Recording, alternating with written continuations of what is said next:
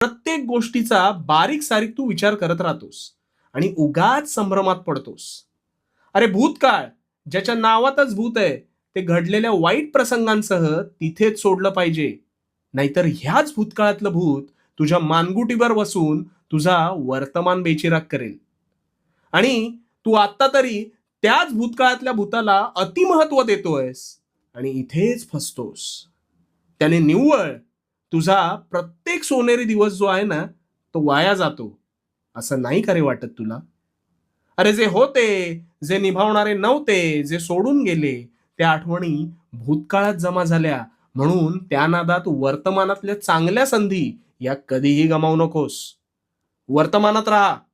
चांगले विचार, चांगल्या व्यक्ती जर आयुष्यात येत असतील अथवा असतील, तर त्यांचा स्वीकार कर. त्यांची काळजी घे.